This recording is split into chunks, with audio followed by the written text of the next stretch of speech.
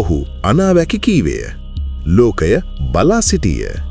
ඔහුගේ සෑම වදනක්ම අද පුවතක් වී ඇත.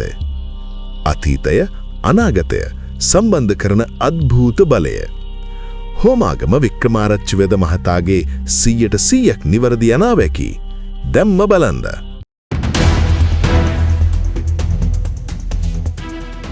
ඊළඟ පිපිරීම ග්‍රවුන්ඩ් එකක් ආසන්නයේ සිද්ධ වේවි.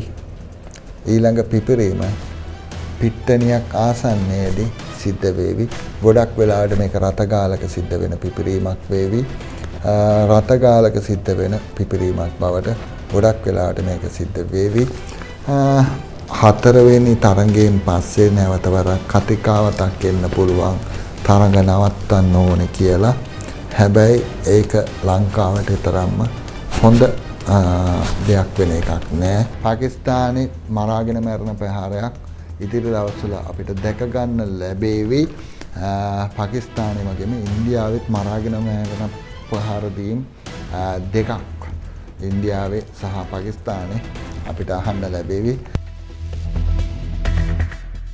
Another developing story from across the border. At least 5 people were killed after gunmen attacked Pakistan's paramilitary force headquarters in Peshawar this morning. The defence complex, the headquarters of the Frontier Constabulary paramilitary force, was also hit by 2 suicide bombers. You can see CCTV footage that we're bringing to you from that attack. According to reports, the first suicide bomber carried out an attack on the main entrance of the constabulary, while the other one entered the compound. The headquarters of the force is located in a crowded area close to a military.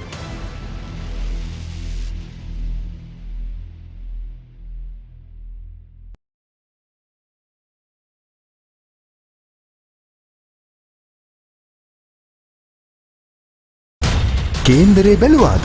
අපලද? ඒ රාෂ්ටකද? ගෙදර වාස්තු දෝෂද? සුබ වැඩවලට සුදුසු කාලය නොවේද? එහෙත් ඔබ පෙරදී නැත. අවශ්‍ය වන්නේ හැරවුමක් පමණි. කතරගම සහ කඩවර දෙවියන්ගේ ආශිර්වාදයෙන් දින නියම කර සියලුම හඳහන් දෝෂ සහ වාස්තු දෝෂ සඳහා නිවැරදි විසඳුම්. ප්‍රවීණ ජ්‍යොතිර්වේදී වික්‍රම ආරච්චි වෙද මහතා, හෝමාගම. කතා කරන්න 0777 328 350.